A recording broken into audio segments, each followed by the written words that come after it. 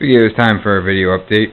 As you can see here, and probably from the pictures above, I'm working on the upper Shockwave mounts, and actually the lower one also. Found a water jet guy 2 miles down the road, and making my life a hell of a lot easier.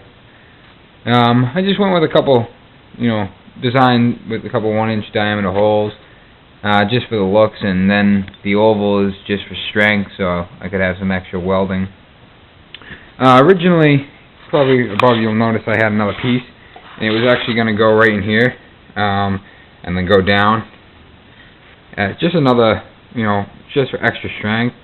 But I was afraid of water and dirt just collecting in there, and yeah, I could have put a hole, right where the frame was, or closed it in completely. But I figured this is more than enough strength than I need. The only thing I need to do is have my aluminum spacers made, which will probably be tomorrow or the next day when I have my rear shock mounts made at the machine shop also.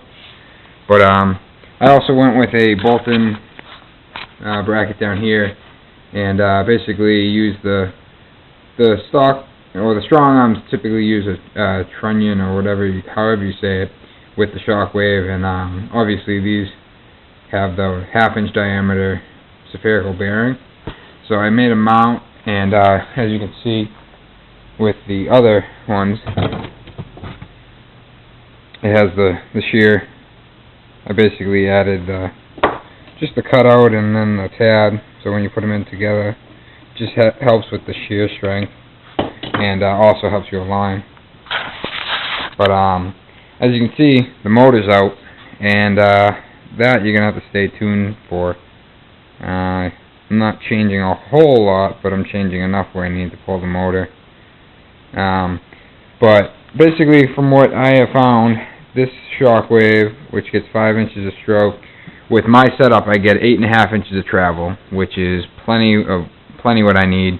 I'm a 2-inch body drop, and I need to untuck a 275/40. It's gonna be plenty for me to untuck, and I'm only going to ride 3 inches off the ground, say, and at performance ride height, probably somewhere around there, which is 4.5 inches. You move out back, yank the bed off again, over in that garage. But the only reason I yanked the bed off is just because now that I have my front Shockwaves mounted, I want to figure out the rear shocks.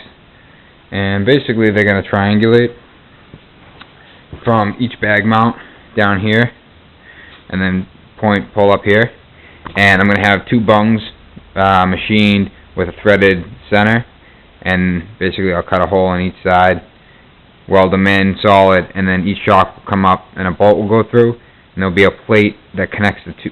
Basically there'll be a plate with 2 bolts that will slide in, and then you tighten each bolt. That way it just keeps basically a double shear, and keeps the shocks from pushing inward and bending the bolts. And down below they'll be right down, connecting underneath here, and I actually ordered new plates for the previous problem I had with the bag rolling over the edge. As far as anything else going on back here, I'm basically going to be adding a couple more cross members and some strength, just in certain areas. I'm trying to avoid doing a cage. I have a little bit of flex, not too terrible, but if I end up doing a cage, it's going to go from this point up to here and go to a plate, and then on this side there'll be another plate, so basically the cab's removable, and then you just bolt through the 2 plates in the back wall. Will it come to that? I'm not sure. I'm trying to avoid it, but we'll see what happens. And for those of you guys that didn't see, put together this bead roller, basically a Harbor Freight bead roller, and just built a sturdy stand for it, that way it don't flex. Works actually a lot better.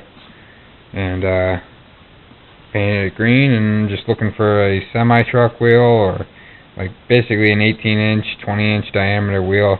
That way I can use the machine by myself and not have to reach for that lever. But besides that, I think that's basically it. And the next couple of days I should get quite a bit done, and I'll have another update. Alright, thanks.